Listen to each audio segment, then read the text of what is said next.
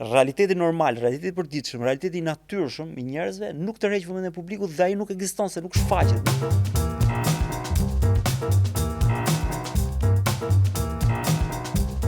Përshëndetje dhe mirë se vini në episodin e radhës të Table Talk. Sot do të flasim për shoqërinë shqiptare. Jemi hasur shpesh herë me situata të cilat jemi të çuditur, surprizuar, reagojmë kryesisht në rrjetet sociale dhe ndërkohë shohim të përsëriten pa patur një ndryshim edhe pse mund të flasim gjatë për këtë temë. Për diskutuar për individin dhe për shoqërinë, si sillemi brenda shtëpisë dhe jashtë saj, do të kem bisedë sociologun Ergys Mertiri. Ergys, faleminderit që pranove të ishe në Table Talk. Kur mendova të ishim bashkë për diskutuar, sigurisht që mora spunto nga gjithë shkrimet e shumta që ti vijon dhe nuk heq dorë. Sa herë kam qarktime rreth se më mundoj. Këtë po them, pra, çdo herë që ka një situatë reagon ke formën tënde, patjetër shpesh herë të shohim edhe në dalje televizive duke mbrojtur dhe kauzat e tua, po ndërkohë nëse bëjmë një retrospektiv nga një moment historik e deri më sot, nuk shohim ndonjë përmirësim, po themi, ndaj fenomeneve, do flasim dhe për shpërfaqjen që ne kemi. Kështu që do ta nis bisedën me një pyetje drejt për drejt. A jemi pak shoqëri falso, nëse mund ta përdor kështu? A kemi mësuar të mshifemi, pra të fshihemi pas të asaj që mendojmë realisht dhe dukemi kështu mirë se kështu pranohemi? Apo ne jemi bërë realisht këta që jemi, reagojmë rrjetet sociale, kur vjen puna për të dalë dhe për të mbrojtur diçka, qoftë për të prishur reatit, portojmë edhe nuk dalje. E kisha disa pyetje brenda, po mundon ti. Kemi gjithë kohën e dur për të biseduar. A jemi shoqëri që shtiremi? Sigurisht që po. Në fakt, njerëzit në natyrën e tyre, kur janë në praninë e tjerëve, nuk sillen njësoj siç sillen kur janë vetëm. Dhe kjo është normale dhe diku e kuptueshme. Mirpo, përpjekja për të shfaqur ashtu siç nuk je, kjo është pastaj diçka plus, pra diçka tjetër e cila ka të bëjë vërtet me shtirje, me hipokrizinë që kultivojnë mjediset caktuara sociale.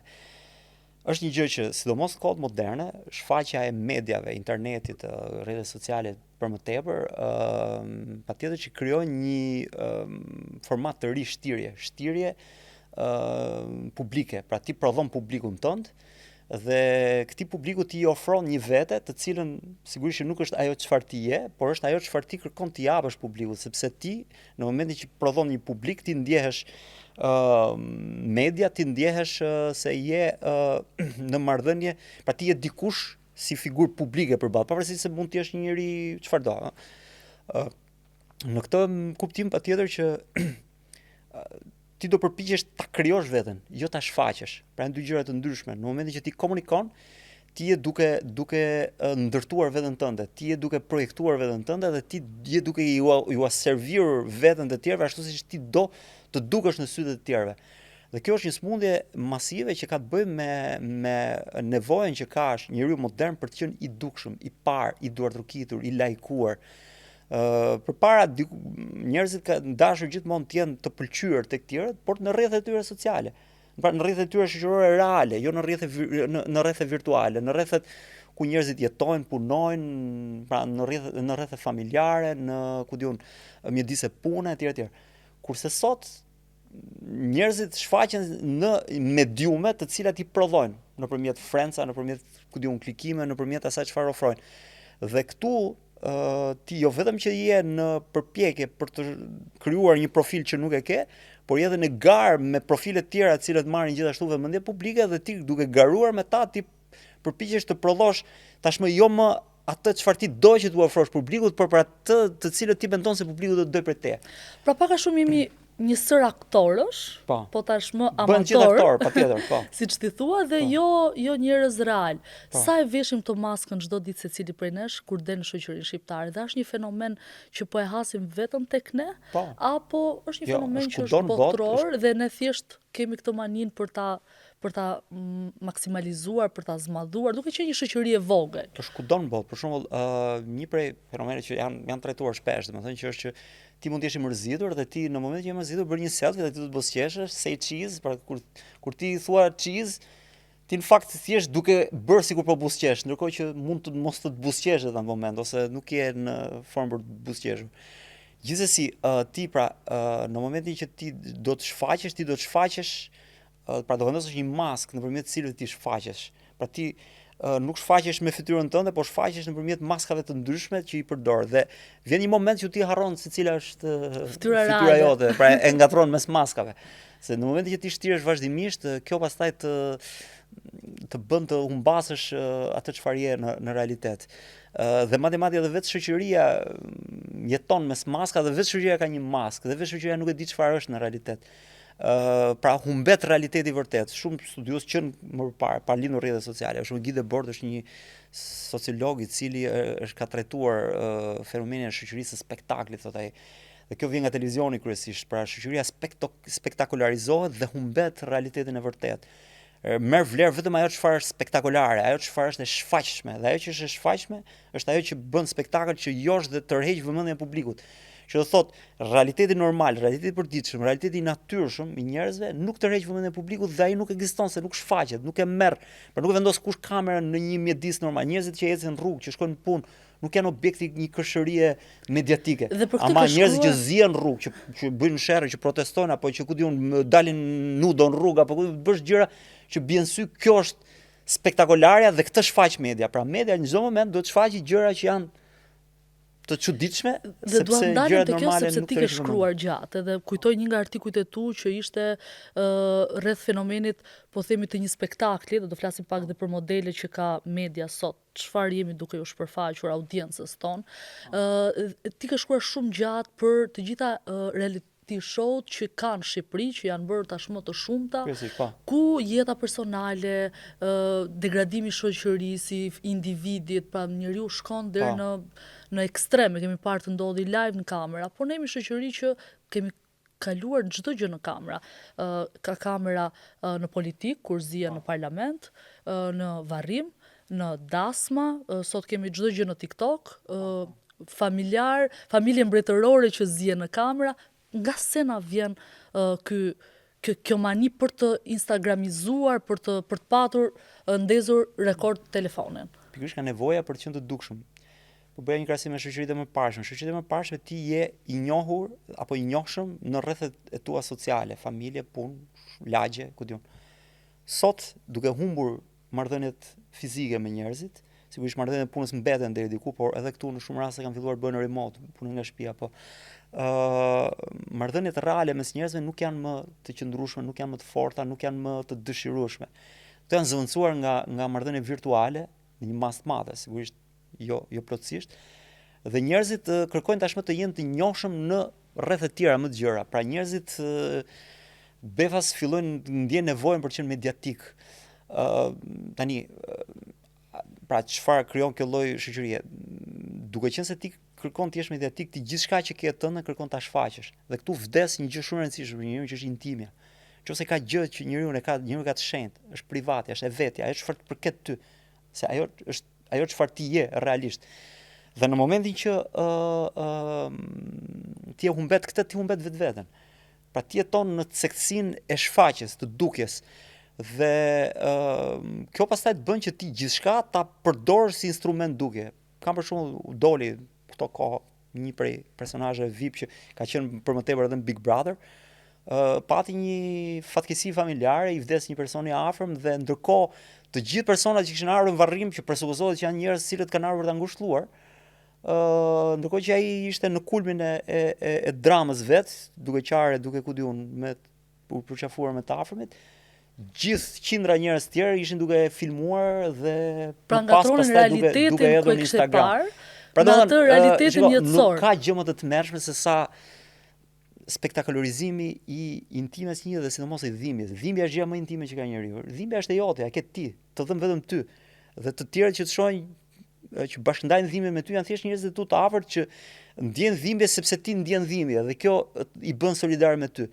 Në momentin që ti e përdor dhimbjen e tjetrit për të fituar klikime, pra ta instrumentalizosh dhimbjen dhe intimen në këtë formë, do thotë që ti ta dehumanizosh qenien të cilën po fotografon, ta shohësh atë si kafsh, si njëri i cili nuk ka private, nuk ka as dhimbjen private, nuk ka asgjë të shenjtë dhe ti ja përdor atë për të fituar ti klikimet e tua në rrjetin tënd, në Instagramin tënd apo në TikTokun tënd etj. Dhe kjo është, për mua kjo është e ndyrë nga aspekti, është totalisht imorale, pra tjetërisht ma ti ta ta shqyesh personin të cilin ti mund edhe ta adhurosh nga aspekti tjetër se e quan VIP apo ku diun. Kjo nga ana tjetër, përveç se vret intime dhe vret humanitetin e personit që ti je duke fotografuar apo duke filmuar dhe duke transmetuar, në fakt mbi gjitha ka vrarë humanitetin e atij që transmeton, sepse kur ti s'ke respekt dhe shenjtëri për dhimbjen e tjetrit, ti nuk mund të kesh as për tënden as për njëri tjetër.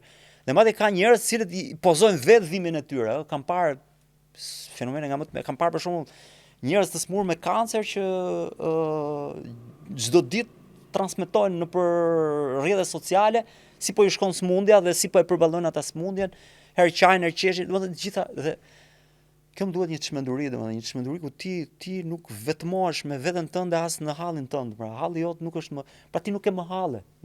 Ai hall që të ka prekur nuk e ndjen më. Domethënë ti dhe hallin e përdor për atë fiksimin është njësoj si në shumë raste, njerëz që duan të bëhen famshëm, se kjo është nevojë për famë tashmë dhe për klikime, është ka rast që vrasin vetëm që të bien sy, sepse nuk ja dalin dot ndryshe. Pra është një lloj psikopatie që prodhon kjo lloj marrëdhënie e të mediatizuar gjithçkaje, pra e bën shoqërinë tonë të çmendur, e bën shoqërinë tonë mentalisht jo normale. Megjithatë, kjo fama që ne rrekemi kaq shumë për të marrë vitet e fundit me hyrjen e rrjeteve sociale, shohim që ashtu siç vjen, sepse mund të vi shumë shpejt, duke bërë dhe një makabritet siç ti e the, shuhet me të njëjtën formë kohore. Pra, siç vjen, ashtu edhe dikush bën një çmenduri më të madhe, dikush futet live në TikTok dhe ekspozon gjithçka, siç ti the, dhe mbyt atë që ti ke bërë, ke humbur veten, dhe ndërkohë kjo gjëja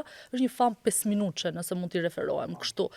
Si e çon pastaj individin, jam shumë kurioze për të kuptuar brenda atij individi, deri çfarë shkon, deri çfarë ndodh me të, si reflektohet kjo. Po, shiko, një prej gjërave më dramatike që ndodh në këtë lloj bote virtuale ku jemi, nuk është të arrish sukses dhe të dukesh dhe të biesh në sy. Kjo është dehja, kjo është faza e parë.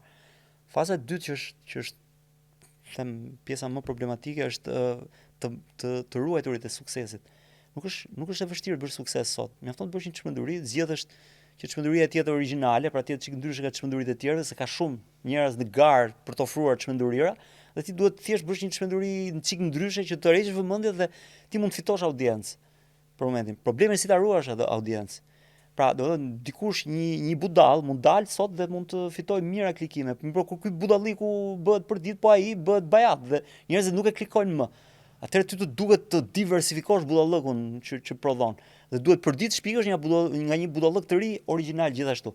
Dhe kjo është më thënë gara e çmendur që ka prodhuar shoqëria e sotshme, kur njerëzit janë garë kush të bëjë budallëkun më të madh dhe më origjinal dhe më të ri. Dhe shtuar sfundi budallëku dhe paguhet në disa. Sigurisht dhe paguhet, ka është fitim plurës, patjetër, dhe kjo e bën të jetë më shumë shejtanllëk se sa budallëk tash këtu hajde gjeje kufirin. Por problemi është si ta ruash këtë. Dhe kemi parë pastaj njerëz që kalojnë deri në çmendurira, se domethënë duhet ta egzagerosh gjithmonë më shumë, mirë po prap njerëzit duan për te, nuk ngopet tregu dhe kreshëria dhe kjo nevoja barbare që ka njeriu për të parë, pra për të vëzhguar çfarë bën tjetër, qoftë në intimen, qoftë ku diun në atë që si përket ta shohë, ky sy nuk ngopet. Dhe ti duhet ta ngopësh. Dhe kjo është dhe çfarë vjen? Vjen një moment kur ti nuk ke çfarë formë, ti shterresh. Dhe ti kthehesh në anonim. Ergys dua të ndaj për të pyetur pastaj për përvojën tënde personale, dua të ndaj një bisedë shumë pata para disa kohësh me një të njohur që jeton në Francë dhe më tha, Denata është shumë gjë e mirë që ti po qëndron, nuk po bën këtë gjën ose i shikon gjithë që po vjedhin në Shqipëri, pra kjo ideja e korrupsionit, edhe bravo se edhe i thash më fal, po kjo është normaliteti, do duhet nuk po bëjmë asgjë heroike, që thjesht bën detyrën. Kjo do duhet ishte normaliteti. Po, do duhet ishte normaliteti. Pra për të thënë që duke si një arritje, një gjë që është thjesht detyra jonë. Pra nëse ti je zyrtar, është detyra jonë të jesh i ndershëm edhe të mos bësh korrupsion. Në rastin tonë në media është detyra jonë që mos të rendesh, ndoshta asaj që ne tham, grackës për të rënë klikime, edhe për të mos qenë edhe të gënjesh veten që patjetër që secili nga ne do që produkti produktit ti të shihet, se në fund ditës prandaj harxojmë të kohë. Por deri ku është masa, dhe dua të pyes pak për përvojën personale, atë ka rastisur në ndonjë nga këto, ti e thuaj se çdo ditë në marrëdhënie o me median, o me portalet, o me njerëz të zakonshëm, për të parë që të vjen dikush që është jashtë normale, jashtë asaj që ti quan normalitet tëndin, dhe se ditë kërkon diçka, përballesh me një situatë, reagon ndryshe. Cili ka qenë një moment që ti thua edhe me këtë gjë duhet të merrem?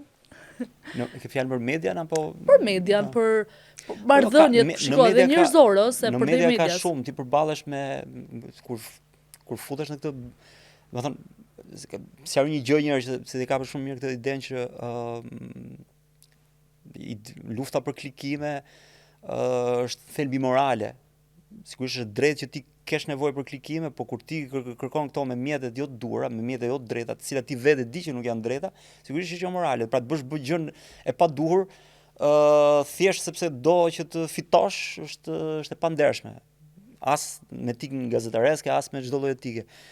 Se shumë po ndalën ndoshta më gjatë. Shumë gazetarë thonë që e do publiku, e do tregu. Po çfarë pastaj tregu mundoj edhe helm. Ti nuk je justifikuar të shesh helm se këtë duan njerëzit. Duan njerëzit vrasin veten dhe unë t'jap mjete për të vrarë veten. Kjo është, do të thënë, nuk e di se si mund ta justifikosh dhe ta legjitimosh kaq kollaj imoralen me idenë që shitet. Do të thënë, ti tregon që morali yt është fitimi.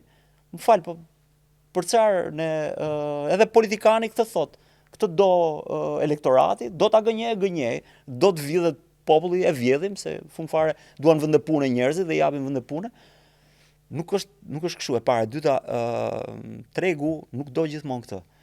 Tregu është dhe në Angli, edhe aty ka shumë probleme dhe ka vërtet shumë manipulues dhe abuzues edhe aty. Por për shumë Big Brother që përmendë, unë kam parë kur Big Brother është shfaqur për herë të parë në formatin VIP në Angli, në Britaninë e Madhe, dhe do të thënë kishte shumë vite pa u shfaqur, dhe u shfaq për herë të parë si format Big Brother VIP. Dhe nuk ishte fare, jo emisionin më i parë, po ishte nduket i 7 apo i 8 në rankimin e emisioneve. Dhe i pari mbaj mend në atë vit ka qenë një serial dokumentar për balenat. Domethënë, pra shikojnë britanikët më shumë dokumentar shkencore mbi balenat dhe oqeanet ishte, po ndërto një seria më e parë ishte për balenat. Se sa Big Brother, ndërkohë që këtu jo që ishte Big Brother më i pari, po janë nuk e di sa vende bosh dhe pastaj mund të vinte ku diun në një posaçi tjetër televizive nga këto. Por rikthehemi te shoqëria dhe edhe një ergys për ta lidhur, sepse ne themi që pse bën media, pse bën gazetari, dhe jam dakord me ty. Megjithatë, për t'ju kthyer edhe një herë sa e rreshme mund të jetë shoqëria, ne shohim që modelet që ne shajm më shumë, hyrë në YouTube, hyrë në komentet, kemi një vrerë në komente, megjithatë, prapë zgjedhim të shohim atë gjë. Pra, shikuesi, teleshikuesi. Edhe ne, kur shkojmë në shtëpi ndoshta, është e rrallë që mos ndalosh edhe qoftë për atë kuriozitetin se deri ku shkon njeriu për këtë gjë. Domethënë, shiko, nëse ti je në rrugë dhe një njeri me tmeta mendor, me smur, domethënë del në rrugë dhe ulëret, ose mban fjalime më të mëdha ose ku dëgjon, ose i bie dikujt në grusht. Sigurisht ti do kthesh kokën. Dhe kjo ndodh edhe në media. Mirë po, problemi qëndron kur ti e pëlqen atë dhe këtu publiku fillon pervertohet. Pra ti fillon e kërkon ku ka tilla njerëz. Nëse për shembull dikush thotë që kishte ndodhur gjë aty dhe njerëzit shkojnë ta shohin, kjo është pastaj nuk është normale dhe kjo e shkatron në themi skenën. Por kjo vjen edhe për një arsye tjetër, se kur them që në Britani nuk është publiku kështu si këtu, nuk është publiku që kur shfaqet Big Brother njerëzit lënë dhe punën dhe kafet dhe për herë të parë shqiptarë dhe madje e kam thënë për të tallur këtë, për herë të parë shqiptari la kafet për një gjë, për Big Brother. Rrinë në shtëpi shohin Big Brother, lën kafe. Kurse disa e shohin dhe në kafe, se e shfaq kafeneja Big Brother. Domethënë, kjo tregon nivel të ulët intelektual apo mendor apo kulturor të shoqërisë, e cila i bën këto. Dhe pse vjen kjo? Sepse publiku kultivohet. Nëse ti publikut i shfaq gjëra me vlerë, sigurisht ajo gradualisht do fillojë të krijojë audiencën e vet. Dhe kur fillon krijon audiencën e vet, krijon komunikim, krijon debat, prodhon dhe të rreq vëmendje dhe ajo do në një farë mënyrë do udhëheq një pjesë mirë të publikut. Kur ti publik, kur të gjithë gazetarët bën të njëjtën gjë, pra ofrojnë të gjithë pleh në media, sepse duan vetëm klikime dhe nuk duan punë, sepse ka dallim, pleu është kollaj të gjendet. Sigurisht ka dhe aty element profesional, për shumë Big Brother është një pleh i prodhuar në mënyrë shumë profesionale për mua. Pra ka investim shumë të madh etj etj. Por në qoftë se do bën diçka me vlerë, do kërkonte profesionalizëm edhe më të madh. Dhe për të bërë diçka me vlerë, pastaj do duhet punë më shumë. Dhe pra klikimet të tilla kapen lehtësisht. Klikimet prodhimeve me vlerë kërkojnë lodhje. Dhe ky është dallimi. Do ta fitosh me djersën e ballit paran apo do ta fitosh në mënyrë me rrugë të lehtë. Ne duam gjithmonë rrugë të lehta dhe pastaj publiku bëhet kështu sepse publiku është edukuar në mënyrë dramatike për shkuar pas idiotësive, pas banalitetit, pas të rëndomtës, pas gjërave pa vlerë. Dhe shoqëria e ka krijuar normë këtë, pra ky çedukimi i shoqërisë është bërë normë, është bërë normale, është bërë masiv, është bërë hapur. Dhe këtë gjë në mainstream. Shkojmë pastaj tek mënyra se si reagojmë. Jo pak herë, përgjatë vitit, shohim shfaqje nga më të tmerrshme që na shfaqen në ndodhi tashmë të ditës të përditshme, nga vrasje tek momentet e dhunës, kemi parë dhuna të fëmijëve dhe kemi një reagim treditor, për ta lidhur me atë që në Shqipëri çudia më e madhe zgjat 3 ditë. Ku ti duket që do ndodhi gjëma këtu, sepse ka një reagim popullor, po t'ishte qeveria në Facebook do kishte rënë kush e di se sa herë në Shqipëri. Ndërkohë, nëse këtë duam ta kanalizojmë në një shesh për të dalur, për të protestuar, bashkë kemi takuar në protesta të cilat thirrën në Instagram duket apo në Facebook duket se do të ketë një masivitet, shohim 10 veta, 15 veta. Pse kemi realitete të ndryshme në mënyrën si reagojmë në rrjetet sociale dhe mënyrën se si reagojmë në përditshmërinë. Se të ke para po i përmbledh të dyja tash. Janë të lidhura, e di. Po bëj si Berisha, ti pyet çfarë dua, unë përgjigjem çfarë dua.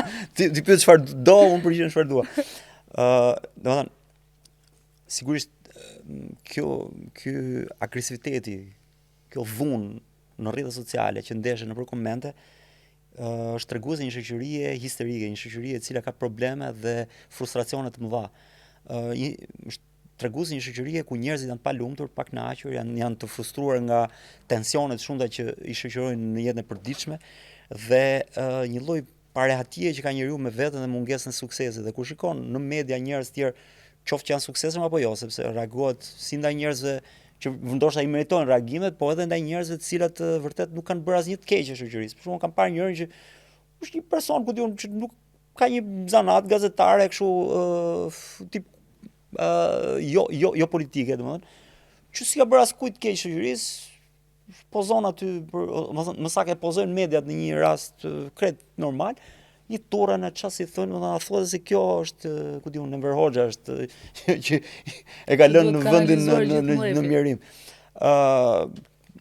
Tregon një lloj tipari që ka fituar shoqëria jonë turmizimi. Turmat bëhen agresive, bëhen problematike, bëhen agresive dhe turmat kanë një emërës përbashkët, mungesë të menduarit, reagimin impulsiv, pa mendim në mënyrë agresive, në mënyrë të dhunshme, në mënyrë shkatrimtare. Turmat janë destruktive nga fillimi deri në fund. Dhe kjo shoqëri ka prirjen të jetë destruktive në mënyrë të turmizuar online, se nuk turmizohet në sheshe. Pse nuk vjen në sheshe? Sepse efekti i turmës është që nuk vepron në mënyrë racionale dhe nuk vepron me vullnet të lirë. Vepron në mënyrë spontane, në mënyrë refleksive. Ai reagon në mënyrë refleksive kur i del një gjë në Facebook, shkruan aty e mbyt me për të nxjerrë gjithë mllefin që po pra, domethënë është shkarkim frustracionesh. Ndërkohë që kur ti del në shesh, ti ke nevojë si një qenie e vullnetshme dhe e arsyeshme të shprehësh qytetarinë tënde. Ktu është komplet qenie tjetër. Pra këtu në shesh del qytetari, kurse në Facebook reagon turma. Turma është aty e mbledhur kot se mblidhet dhe ai do reagojë çfarëdo që ti dali. Del një, ku diun, personazh Big Brother, del një personazh politik, ai do shfry, do shaj, do artikuloj gjithë pasurinë e vokabularit banal që e shoqëron dhe kjo është jeta e tij në thelb. Në momentin që i duhet që të shpreh qytetarinë, që me forcë vullneti të jetë qendrëstar për një kauzë që është e drejtë dhe duhet mbrojtur, tërhiqet edhe nuk e bën. Përkundrazi, ai prapë shkruan në Facebook dhe jep mend atyre që e bëjnë. Unë shumë kam qenë te protestat e teatrit dhe sa herë shkruaj diçka për teatrin, dilnin 10 njerëz Facebook, miq, cilët besoj që nuk janë niveli më i ulët i reaguzëve në rrjetet sociale, cilët më jepnin mend, thoshin jo po s'dilet, jo po doli ai unë s'dal, jo po ju dilni kot se Rama do ta prish teatrin, po gjithë t'japin mend se si mbrohet teatri apo se si është e kot ta mbrosh teatrin dhe në fund fare ti je vetëm. Dhe pse je vetëm? Je vetëm sepse ke shumë njerëz që t'japin mend, por askush që vjen të t'jap ndihmë apo askush që vjen të solidarizohet me ty apo në fund fare ta ndjej atë që ti ndjen, sepse ti s'ke dalë aty për shtëpinë tënde, ke dalë për një gjë që është e përbashkët. Kjo është tipari i shoqërive të pa emancipuara, të pa zhvilluara, të pa kultivuara me qytetari pikë pari, pastaj me mënyrën e të menduarit, me të kuptuarit që shoqëria që të mbahet ka nevojë për vullnete të përbashkëta. Demokracia në thelb, siç thonë shumë studiues demokracisë, nuk është një gjë që është e mirëqen, ashtu si dhe mirëqenia, është pra të dhënë ty dhe e ke, e gëzon dhe ti e ke diçka të natyrshme. Jo, ajo duhet mbrojtë për ditë, sepse në çdo ditë ajo kërcënohet të mos ta kesh më. Dhe prandaj protesta është një mjet qytetarie i cili çfarë bën, mban sistemin, rendin, mban demokracinë, mban liritë që ti ke, të cilat mund t'i humbësh fare lehtë. Ergys që mos të jenë gjitha të komentuesit që do na shohin nëpërmjet Table Talk për të thënë që Ergysi dhe Denata që kanë bërë bashkë edhe po shajnë dhe po mlefosen me shoqërinë, dua të të pyes. Po nxjerrin edhe ne frustracionet tona. Njësoj si shoqëria. Doja të pyesja nëse do të këta këtë do bëjnë, edhe sigur ne themi vetëm mjalt edhe këtu, do të thënë ku e gjetë bletën ti në të vend. Kështu që dakord nuk do bie. Po the vetëm vrerin, do thënë ti zgjetë në të mirë këtu. Që unë për po i the të dyja, prap do thënë që është reagim. As mish as peshk. Dua të pyes pak nëse do të doje të veçoje një dy cilësi pozitive që kemi ne si shoqëri, po edhe si individ, se është individi pastaj bëhet shoqëria, nuk mund t'i shohim të ndarë. Cilat do ishte sipas teje? Të mirat. Në fakt tu desh të mendohesh e gjatë. Ndryshe nga kur folëm për problemet e shoqërisë. Do të mendojmë sepse e para unë jam i prirur të mendoj, të shoh problemet, sepse mendoj që njeriu duhet të reagojë aty ku një gjë nuk shkon. Sigurisht duhet dhe ta mbështesë një gjë që është e mirë. Sigurisht që shoqëritë kanë mirë. Unë besoj që në thelb shoqëritë nuk janë të këqija, njerëzit nuk janë të këqij në thelb. Unë besoj që shoqëritë janë përzierje të mirës dhe të keqes. Por e keqja bie në sy. Dhe në shoqërinë tonë unë mendoj që e keqja nuk është se është majorancë, mendoj në shumicën e rasteve, por e keqja është majorancë në sundim. Pra këtu sundon e keqja, nuk është se njerëzit janë në përgjithësi të këqij. Këtu sundon banaliteti, nuk është se njerëzit në shumicën e tyre janë banal. Mendoj unë, pra kjo është prirja ime për të qenë optimist, për të parë gjërat mirë. Për shembull, ne na drejtojnë të korruptuar, por nuk është se populli është i korruptuar, mendoj unë. Po kështu në institucionet kulturore ka shumë njerëz që janë profesionistë, janë të ndershëm, janë të drejtë, janë të virtytshëm, por gjithë drejtorët e tyre janë kryesisht maskarenjë dhe ku diun të paaft dhe banal dhe ai që është i ndershëm i drejtë është në fund në çdo. Dhe kjo ndodh jo vetëm në kulturë, por në sport, në administratë, kudo. Pra, kryesisht ata që janë drejtë janë të papërfillur, janë të pa paguar mirë, janë të pa ngritur në detyra etj.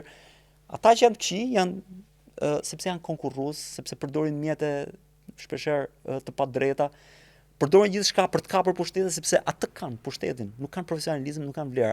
Dhe e keqja në këtë vend është që ai që është pa vlera drejton atë që ka vlera. Dhe ai që ka vlera bën punën e shefit vet ignorant, por edhe të kolegëve të vet ignorant, të cilët përkthelen nga shefi i tyre ignorant. Dhe kjo është e keqja që këtu ignoranca dhe banaliteti dhe liksia sundojnë.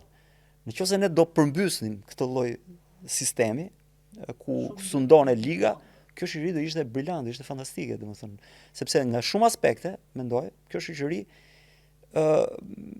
qoftë edhe për nivelin e ngadalë me të cilët është zhvilluar, pra për mungesën e vetë zhvillimit, i ka ruajtur shumë virtyte të cilat në shoqërinë moderne kanë humbur. Domethënë, për shembull, fakti që ne jemi të njerëzishëm, jemi familjarë, duam familjen, kemi raporte më të fuqishme me familjen dhe me njerëzit sesa në perëndim ku njerëzit janë bërë më të ftohtë me njëri tjetrin. Sigurisht që kjo është një vlerë dhe është e rëndësishme të ruhet. Dhe pyetjen e fundit në fakt me këtë do ta lidh. Po.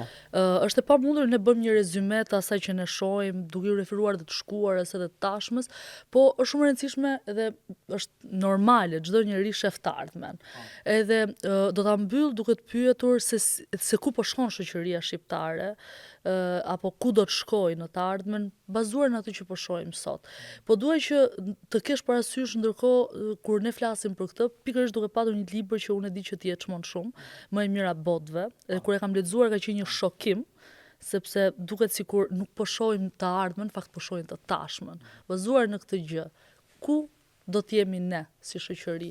5, 6, ndoshta edhe më pak. Për mua Huxley është nga autorët më interesantë, është themi varianti distopisë së kundërt me atë të Orwellit, ku njeriu robrohet jo më nga dhuna e shtetit, por nga instinkti dhe një sistem politik i vendosur mbështetur mbi instiktin dhe konsumin, dëshirat, pasionin. Pra kjo është që e robron dhe është shumë interesant. Shiko, vetë kjo prirje e shkrimtarëve për distopi dhe për të folur për distopi tregon një prirje që ka bota e sotshme për rende të reja botërore, të cilat shpeshherë çojnë njerëzit drejt thrilleve ku realiteti bëhet më i keq se ai të cilin njerëzit duan ta rregullojnë. Komunizmi është shembulli më tipik për të prodhuar një botë ideal, një botë të cilën komunistët e predikonin si një botë shumë herë më e mirë se ajo ekzistuese, prodhon ferrin shumë herë më të keq se ajo që ishte. Dhe unë këtë e shoh si një problem shumë të madh, domethënë bota nuk mund të korrigjohet, në sakt nuk mund të ribëhet. Bota mund të rregullohet, mund të menaxhohet, mund të mbrohet, dhe me të mirat e të qetë veta ajo do jetë kështu dhe do duhet jetë kështu, sepse çdo përpjekje për të prodhuar një botë ideale në fakt prodhon një botë të tmerrshme. Fatkeqësisht sot gjithmonë më shumë janë zëra të cilat na flasin ne për një të ardhme tjetër të ndritur nëpërmjet teknologjisë, nuk dim pralla të cilat në fakt janë për mua janë të frikshme sepse na rikthejnë reminiscencat e fillim shekullit 20, të cilat sollën totalitarizmat e mëdha. Shoqëria shqiptare vuan nga të gjitha këto, por shpeshherë më pak se bota moderne nga këto, por shoqëria shqiptare ka një problem të madh që vuan më shumë nga vulgariteti dhe banaliteti. Duke qenë më vulgare, më banale, shumë prej smundjeve që ka bota moderne bëhen shumë më problematike dhe me efekt shumë më të madh. Ne vuajmë shumë edhe nga, për shembull, përveç gjitha këtyre, ne vuajmë shumë edhe nga mungesë, nëpër botë përgjithsisht, në fund fare ja dim vlerën profesionistit, pra ca vlera ekzistojnë. Ne kemi shkaktruar këto sepse ne me vedije këtë luftën dhe betejat tona të përditshme, ky instinkti klanor dhe mentaliteti fisnor që ne kemi na pengon shpeshherë që të ndërtojmë institucione, pra siç është e mirë nga aspekti i njerëzillogut që kemi njëri tjetrin, është i keq nga aspekti i marrëdhënieve në punë, nga aspekti i marrëdhënieve shtetërore, institucionale etj. Ku do jetë bota më vonë? Unë besoj që bota s'ka për të rregulluar kurrë, por as ka për të prishur kurrë përfundimisht. Në momente caktuara mund të ketë situata të tmerrshme, por sigurisht ato do kalojnë, siç ishte edhe komunizmi, dhe ne mund të prodhojmë komunizma të ri, por edhe ato do jenë kalimtar. Në fund fare ka një ligjësi në këtë botë, e mira dhe e keqja do luftojnë me njëra tjetrën, kurrë nuk do fitojë asnjëra as tjetra përfundimisht. Po do jenë të dy aty. Dhe do jenë të dy aty. Ajo çfarë i takon njerëzve të bëjnë është të jenë anët të mirës në mënyrë që bota të anojë më shumë nga e mira se sa nga e keqja, por të këqijt nuk do shuhen dot, ashtu siç mendoj edhe unë, të mirë nuk do shuhen dot, përveç Zoti e di nëse në një moment caktuar do sjell qametin, domethënë kjo është, por atë se kemi në dorë ne kemi në dorë që të përditshmën tonë ta rregullojmë dhe ta menaxhojmë me aq sa mundemi. Dua të të falenderoj se edhe kjo bisedë për të ndarë të gjithë përvojën, edhe për të folur edhe për problemet, por edhe për të mirën, është një lloj detyre që kemi ndaj atyre njerëzve që na ndjeken. Kështu i vjen fundi dhe këtij episodi, ju lë takim në episodin e radhës gjithmonë në Table Talk në ACQ. Mos harroni të na ndiqni.